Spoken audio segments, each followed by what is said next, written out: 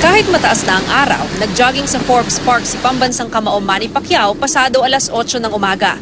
Kasama niyang tumakbo sa paligid ng exclusive subdivision ang mga miyembro ng Team Pacquiao. Sa bilis ng takbo, matapos ang isang round, mag-isa na lang naiwan si Pacman. Nakadalawang ikot si Pacquiao bago nag-shadow boxing at conditioning exercises. Start na yung training natin. Ano pong ginagawa natin ngayon, particularly sa training? Ganun pa rin, jogging, training sa hapon.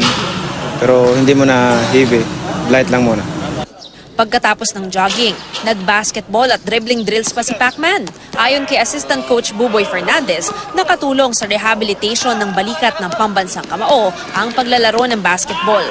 Sa ngayon, sa nakikita namin na pinapakita niya training, okay yung development, saka yung paglalaro kasi niya ng basketball. Doon na lang namin tinidevelop yung muscle niya sa shoulder niya. Kasi kung magwi-weights tayo, mahirap kasi baka mabigla. Kahit naman nag-e-ensayo, game na nakipag-picture taking ang pambansang kamao sa mga fans.